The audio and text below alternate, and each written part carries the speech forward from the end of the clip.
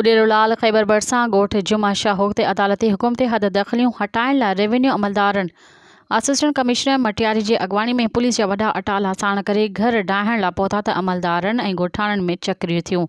जे बाद ॻोठाणनि औरतुनि ऐं ॿारनि समेत रोड बंदि करण जी कोशिश कई ऐं एहतजाज कयो वियो।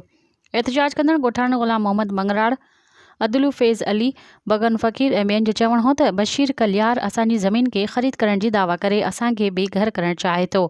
असां हिते केतिरनि ई सालनि खां ॻोठ आबाद करे वेठल आहियूं। असां 1983 खां हिते वेठल ऐं आबाद आहियूं, जंहिंजी लिखत पिणु असां वटि मौजूदु आहे। बशीर कलियार घरनि ते कब्ज़ो करणु चाहे थो। मोहम्मद सालेह मल्हा पारां कयल प्लाटिंग दौरान किस्तुनि में प्लाट वठंदे घर ठहिरायासीं। हुन ॻोठ में मंगराड़, शौक़, बदशाह, बागड़ी ऐं ॿियनि बिरादरी जा माण्हू आबाद आहिनि। ॿिए पासे रेवेन्यू अमलदारनि जो चवणु आहे त सीनियर सिविल जज जी अदालत जे हुकुम ते कार्रवाई करण लाइ पहुता आहियूं। अॻु बि कार्रवाई लाइ आयासीं त ॻोठाणनि पारां कार्रवाई करणु न ॾिनी वई।